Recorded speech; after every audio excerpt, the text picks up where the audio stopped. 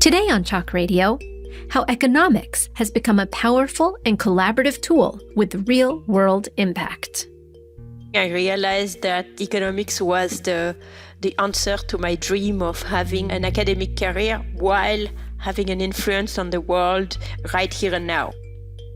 For this episode, I'm joined by two illustrious guests, Dr. Sara Ellison, a senior lecturer in the MIT Economics Department, and Professor Esther Duflo, a Nobel laureate and co-director of JPAL, the Jamil Abdul Latif Poverty Action Lab. Sara and Esther have spent much of their careers looking at how the field of economics can aid in providing equitable outcomes and better policies using data. Together, they developed the course 14310X, Data Analysis for Social Science, which you can find on MITx and MIT OpenCourseWare. Sara and Esther were both in France at the time of this interview. But, lucky for us, they were willing to connect and explain how they got into economics in the first place, why the field might be outgrowing the term economics, and a new vision for the field that is highly collaborative. We also discuss AI and tackle the question, is it possible to visually represent data in a way that is both honest and compelling?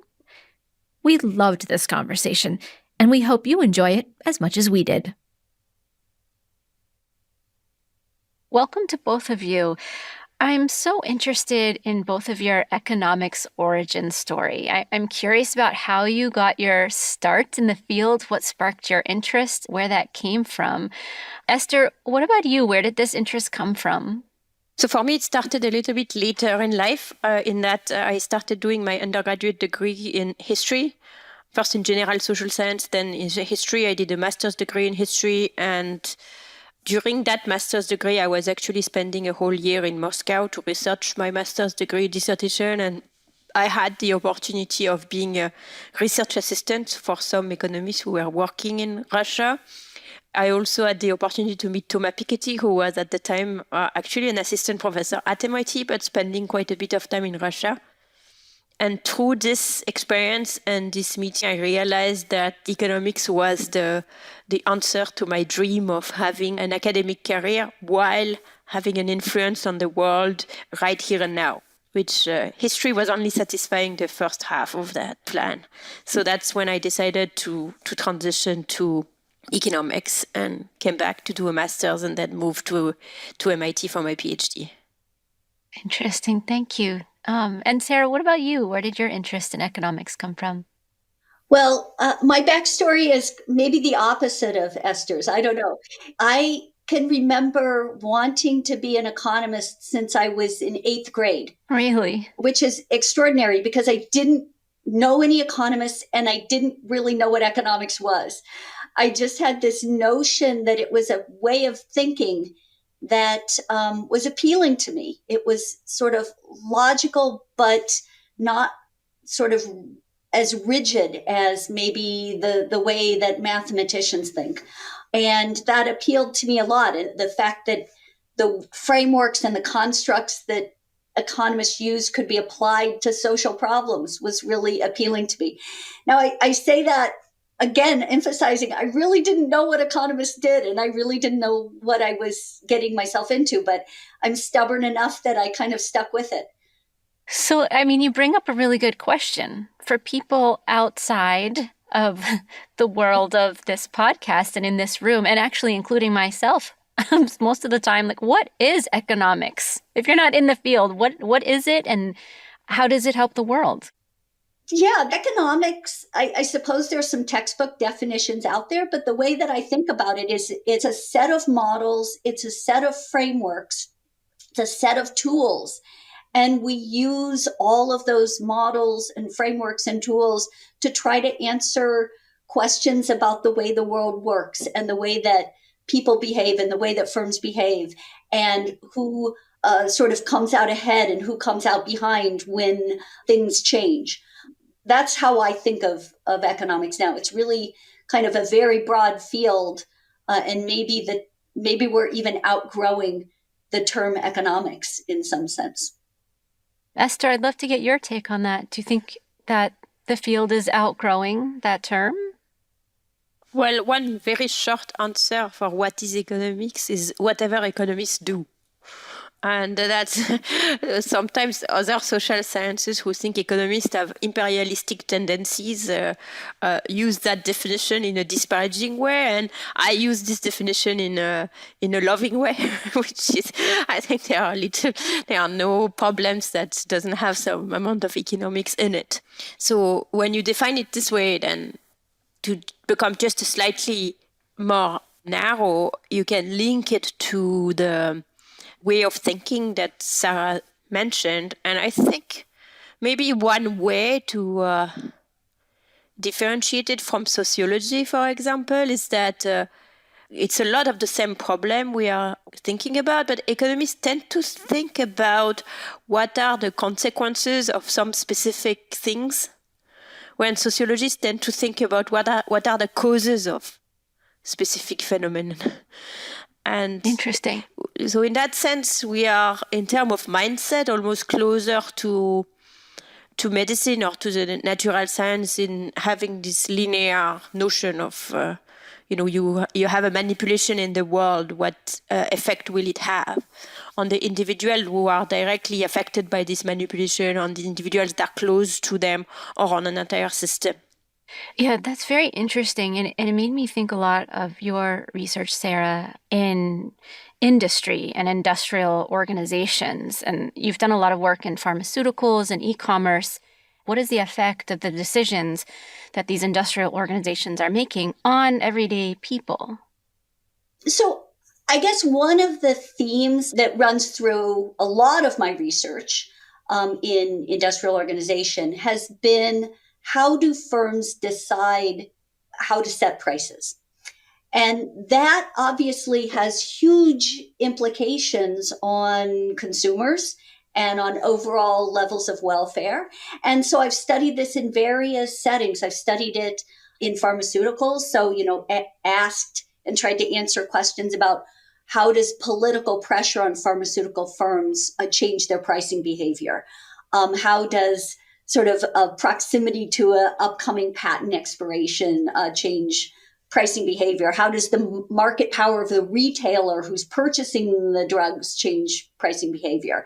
And then I've also done that in other settings like e-commerce, asking the question of, why are prices online not as low as lots of people expected them to be? A lot of people sort of at the dawn of e-commerce expected that people would be able to go online and do price searches, and that would force prices really low, and the internet would be a bargain basement. And that didn't happen. It doesn't feel like that. No. It didn't happen.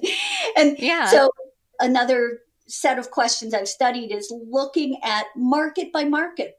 Why didn't that happen? What are the forces going on there? So just to give you one quick example, there are several online markets where firms can use internet technologies to make prices harder to find and to kind of obfuscate, to thwart price search and to obfuscate what their products and prices are. And there are certain circumstances when they would have an incentive to do that. And that's obviously not good for consumers.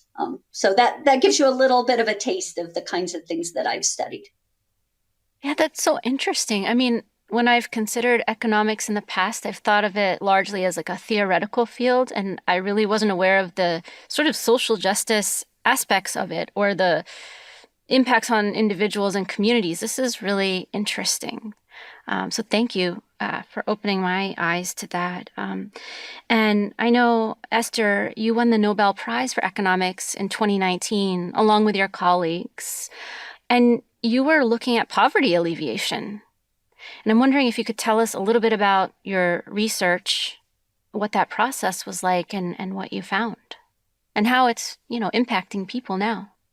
Yes, so my work is definitely very empirical, as is Sara's for the most part.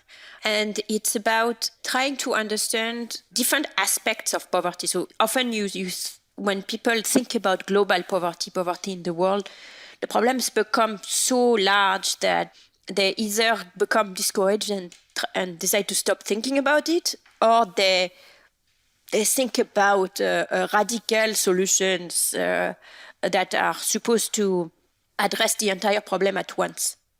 For example, I was just on radio just before this interview where they kept asking me, but don't you think the problem is with capitalism ultimately? Which, it might be, but hey, I'm not so sure. And instead, my strong belief is one needs to go problem by problem, a problem we understand by problem we understand, cut down this huge issue that is poverty into manageable issues, both as a matter of intellectual pursuits, because once we have a manageable issue, well-posed questions, with a bit of luck, we can find the right answer. And also in terms of policies, because policymakers, all they have are their, one-by-one policies in their toolkit. So what I started doing pretty early in my career and what JPAL, the lab that I co-founded, has become known for is to set up randomized control trials to test the effectiveness of policy interventions. So a randomized control trial is an experiment very much the same way that you would test the effectiveness of a new drug or a new vaccine. There is a treatment group that receives the new vaccine and a control group that doesn't, and they are randomly assigned, so you are sure that the difference between the treatment and the control, if there is any, is due to the vaccine or to the treatment. So until, several decades ago, it wasn't used much or at all for policy instruments, mostly only in agriculture, in fields, to test various seeds against each other, or in the labs, or for drugs. And what we've developed with JPAL, with Abhijit Banerjee, with Michael Kramer, and with many, many, many others, because that's a big movement, is the use of these experiments on social problems. For example, if you want to know whether it would help to have computers in schools, then you could take 200 schools and randomly assign 100 to get the new computer and 100 to continue business as usual, follow them for a year and know what has happened to the computer and to the teaching and to the kids at the end of a year. And you would have learned a lot on whether the computers are useful, which will give you an idea of whether this is something we could scale up, and also would give you, I think, a sense of, little by little, you get a sense of, for example, in this case of education, of why the learning levels are low in the first place and what are the set of interventions that are likely to be successful, which gives you the idea for the next things you might try. So your work must be highly collaborative. I imagine, in a study like that, you need to work with educators, learning scientists, anthropologists, people who understand how to measure those changes in the field that you're looking at. Yes, our work is deeply collaborative. In fact, when the very day we got the Nobel Prize, we started saying, and haven't stopped since then, that it's really for a movement rather than for any individuals. In all honesty, I think if some alien came and zapped out every single paper with my name on it, it wouldn't really change anything of substance. Whereas I do believe that as a whole we've achieved something, but any individual paper or project is less important than the mass of them.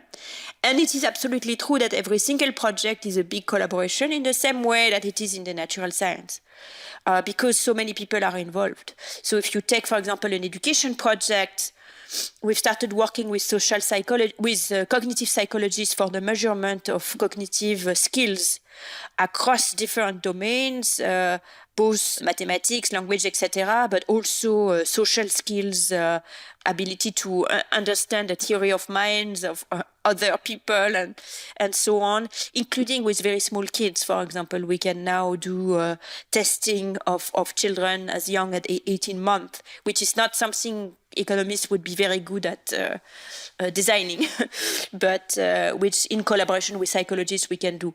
We of course need to collaborate with people on the ground, which are either NGOs, but often also government workers, and in the case of education, teachers, of course the parents and the students themselves, a whole cadre of people who are collecting the data who is also kind of a profession, and so on and so forth. So that becomes, every project has a large number of co-authors, and that too masks even larger teams of people who are involved in the project. So that kind of projects become more of a little enterprise than, someone sitting at their desk in front of a white page and trying to muster deep thoughts. What Esther hasn't quite told you is that she is in the sort of vanguard of young economists who have completely transformed the field of economics to this kind of collaborative group level type of production process. 2 generations ago, almost all of the economics papers in top journals would have been sole authored. One person working by mostly himself, occasionally herself, to produce economic research. A generation ago, it would have been half sole authored and maybe, half 2 authors. And now there are these big interdisciplinary research teams. And it's really just an absolutely extraordinary change in my time in the profession. I mean, that's such helpful context. And I love the vision and the practice of where it's going, because it really shows that so many people can be involved with economics and so many people can contribute from their various positionalities, that there is room for many, many people and perspectives, which I think sounds like it's really important for moving the field forward. So you two have collaborated as well as educators, and that's its own unique form of teamwork. You came together to teach 14.3.10, which is data analysis for social scientists. Esther, could you just share kind of an overview of what the course is about? So the ambition of the course is really to cover everything from probability to machine learning.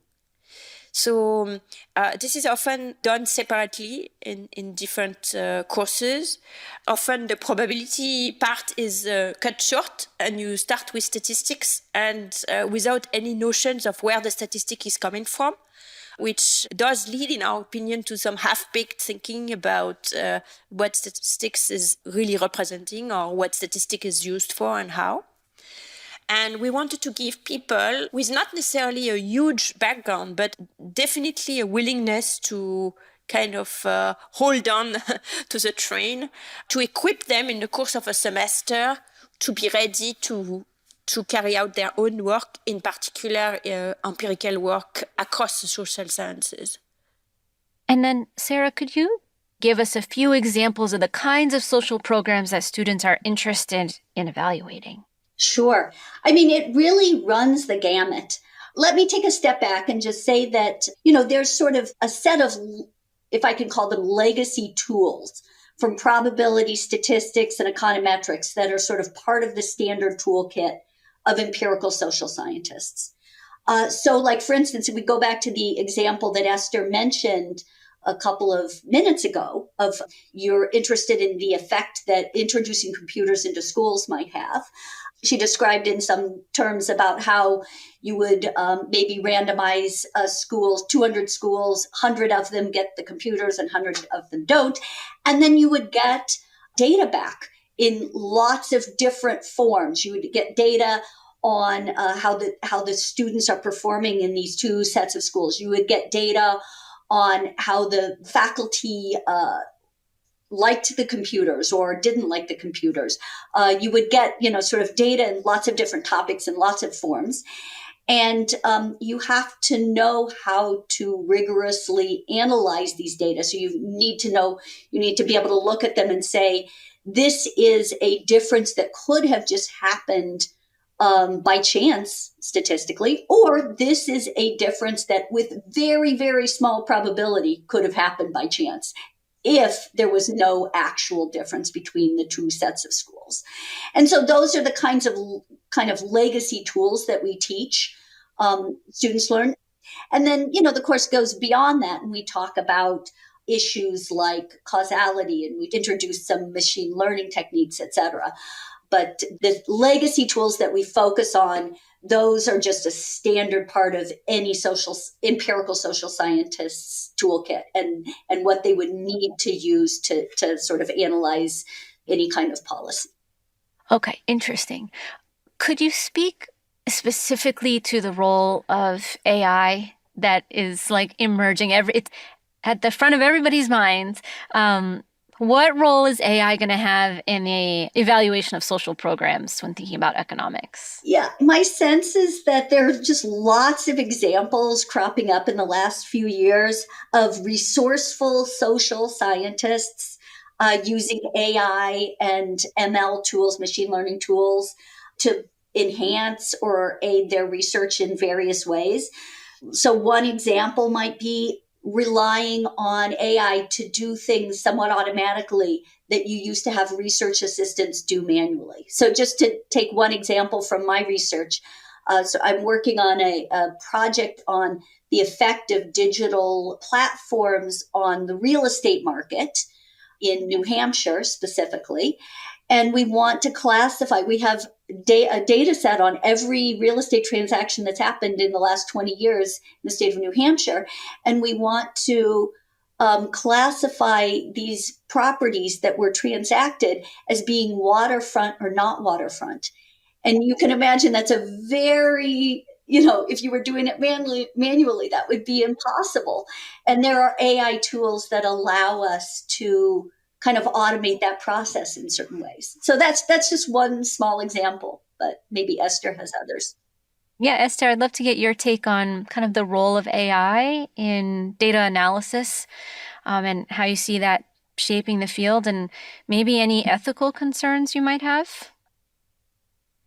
So I don't know about AI per se for evaluation, but machine learning for sure. AI seems to be a bit of a grand word for a lot of what machine learning is doing, which is basically estimating, with data set is like large, just happens to be data set with a lot of variables. So you might think that randomized control trials and machine learning are not really compatible because most of machine learning's objective is to do prediction. Given a set of things that you know about, for example, an individual, can you predict what they are going to do next? So the large language models are very much that. Given all of the words that have been being said after these first three words, can you predict what comes next? So AI or machine learning models are fundamentally at heart prediction exercises. And randomized control trials are almost the opposite because they are meant to be causal inference and of a very single parameter, usually one, which is what is the effect of some variable y on some variable x. So you would think there is very little in common, but in fact that's not true. So a lot of my work on the more theoretical side lately, in collaboration with machine learning specialists in our department, in particular Viktor Chernozukov, has been to combine the two to make experiments more powerful. So for example, you might ask yourself what type of people are going to be most affected by intervention.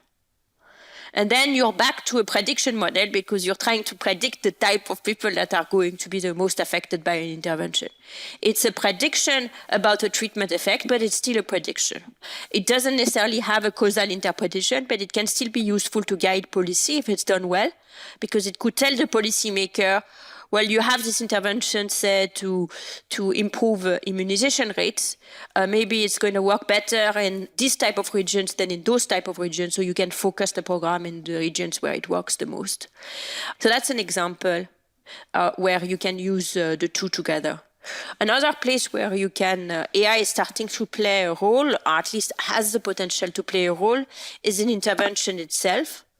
So for example, I'm working with Ziad Obermeyer from Berkeley, who is both an MD and a statistician, on developing a prediction model to find out whether older people in the south of India have had a heart attack in the past. So when someone has had one heart attack, they become more susceptible for the next one, but there are many things you can do to really lower that risk if you know that it has happened. But in a lot of cases, you don't know, because if they didn't die from the first heart attack or they weren't hospitalized, then maybe they felt ill for a period of time, and then they go back to run their lives. but it leaves scars which are detectable by very expensive tests for a lot of rural people in India. So our objective is to see whether we can develop a prediction based on tests that would be much cheaper to do. So what we have done is we have invited 6,000 people to health camps where we tested them with the best tests that there is, ECG, ultrasound, retina scans, and so on, as well as things that are much cheaper to do.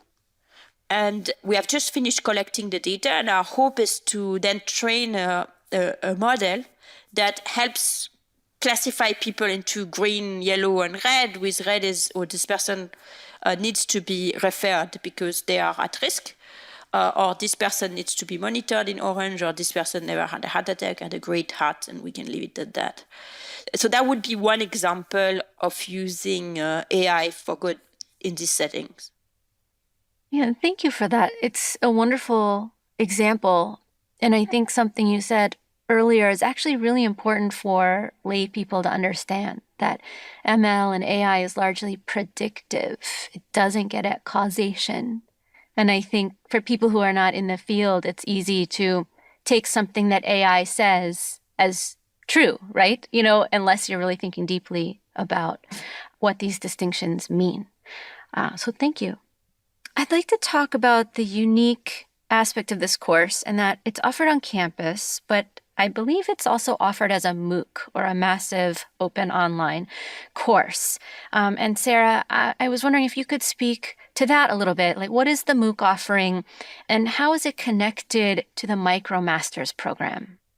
Yeah, happy to talk about that. So, in fact, we did turn this course into a MOOC, and it is available online for anyone who has an internet connection. They can take the entire thing for free. We do charge if you want to take the proctored exam to get a certificate saying that you took the course and passed it. But the all of the material in the course, and this includes problem sets and exams and access to teaching assistants and things, online teaching assistants, et cetera, is all available free to anyone.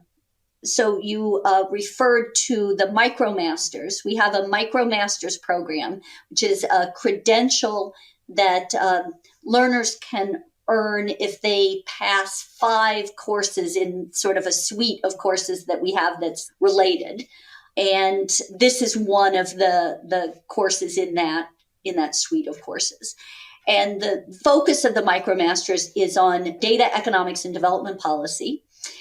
The data analysis course that Esther and I taught is just a sort of a really important piece of that, because in order to think about development economics, to policies that might address questions of development, be able to evaluate those policies, having the data analysis toolkit is a prerequisite. It's an indispensable part of that. Wonderful. And Esther, I'm curious if you could tell us a little bit about what made you want to pick Sara to be your partner in this. What do you value about her as an educator or as a researcher? Oh, it would take a very, very long time to speak about everything I value about Sara, but simply put, she's the best professor I've ever met. So it's hard to think of a better person to teach this course or any course. So, and in particular, it's a material that some people would find hard to grasp or would be a little bit scared getting into.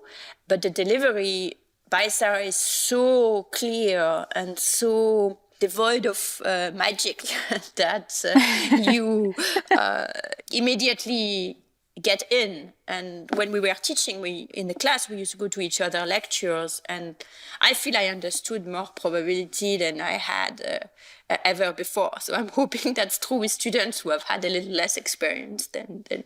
Wow. Well, so for anyone listening out there, sign up for this MOOC, because what a wonderful opportunity. I'm just curious about this thing you say in the course description, which is that students learn how to present results in compelling and truthful ways. And Esther, I'm just curious, is it hard to be both compelling and truthful? No, it's perfectly possible, but it requires a little bit of work. Tell me more. In the sense that it is very easy to present data visually in a way that distorts the truth. And there is actually a whole field of data visualization that tells you what to avoid doing that. So you don't necessarily even, it's not always conscious. Sometimes it is, but often it's not conscious. For example, Excel will often, when you're trying to do a bar chart, Excel will often default to not start the bar at 0. So if you have, for example, a treatment effect that moves a percentage of people who decide to get an immunization from 90% to 95%, it is a difference, but it's not a humongous difference proportionally. But you might make it look really, really big if you start your axis at 92, for example. Because then your first bar is going to be very low, and the second bar is going to be very high.